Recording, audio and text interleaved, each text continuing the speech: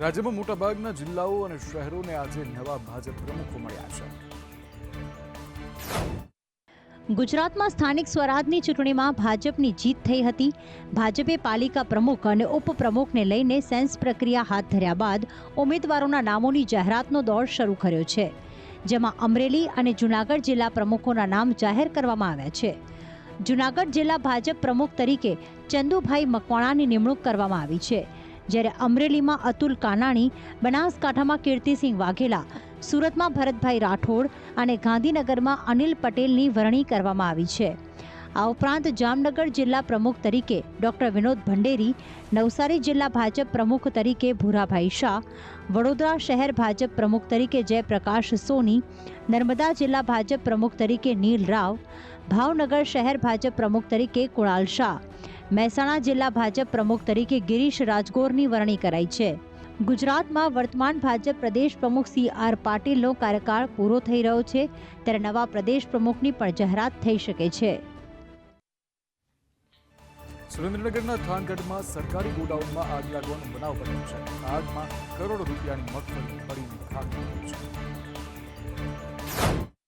સુરેન્દ્રનગર જિલ્લાના થાનમાં મગફળીના ગોડાઉનમાં ભીષણ આગ લાગવાની ઘટના સામે આવી છે. FCIના આ ગોડાઉનમાં ટેકાના ભાવે ખરીદારી રાખવામાં આવી હતી.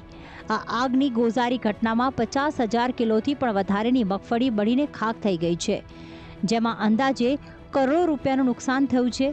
થાનગઢ અને ચોટીલાની ફાયર બ્રિગેડની ટીમ દ્વારા JCB સહિતના સાધનો વડે ગોડાઉનની દિવાલ અને 2 શટરો તોડીને આ વિકરાળ આગ બુઝાવવાની કાર્યવાહી યુદ્ધના ધોરણે હાથ ધરવામાં આવી હતી.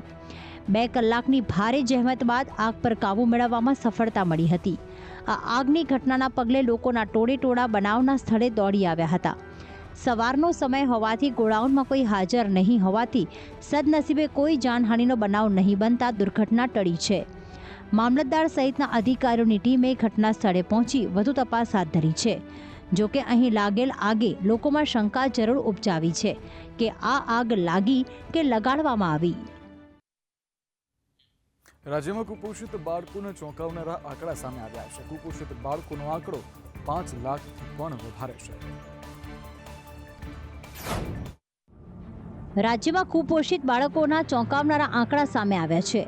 રાજ્યમાં વર્ષ 2025ની સ્થિતિએ હાલ 5,40,303 બાળકો કુપોષિત હોવાની વિગતો સામે આવી છે. આ વિગતો વિધાનસભામાં પ્રશ્નોત્તરી કાળમાં બહાર આવી છે. જોકે આ આંકડો સામે આવ્યા બાદ પણ સરકારે એવું સ્વીકાર્યું છે કે કુપોષિત બાળકોની સંખ્યા રાજ્યમાં ઘટી છે, કારણ કે વર્ષ 2023માં રાજ્યમાં 6,41,444 કુપોષિત બાળકો હતા, જે ઘટીને હવે 5,40,303 થયા છે. આ અંગે જવાબ આપતા સરકારે કીધું કે કુપોષણ દૂર કરવા સરકારે અનેક પગલાં લીધા છે અને આગામી સમયમાં પણ વધુ પગલાં લેવાશે અને કુપોષણની સમસ્યાને નાબૂદ કરવામાં આવશે. ઉલ્લેખનીય છે કે કુપોષણની સમસ્યાના નિવારણની દિશામાં નોંધપાત્ર કામગીરી થઈ છે, તેમ છતાં પરિસ્થિતિ હજુ ચિંતાજનક છે.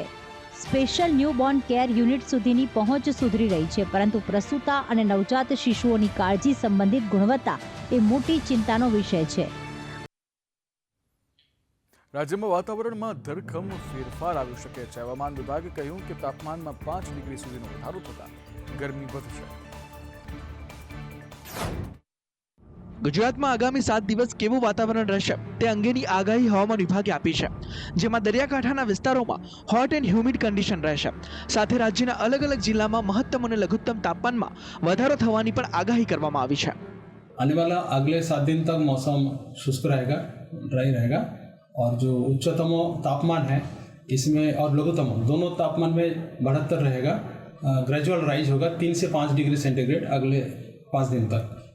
अभी जो हमारा तटीय क्षेत्र है साउथ गुजरात रीजन और जो सौराष्ट्र कच्छ की, उसमें हॉट एंड ह्यूमिड वेदर का भी पूर्वानुमान हम लोग डे 4 एंड डे 5 में दे रहे हैं. 9 मार्च एंड 10 मार्च को हम लोग हॉट एंड ह्यूमिड जो डिस्कम्फर्ट फील होता है वो फील होने का पूर्वानुमान दे रहे हैं.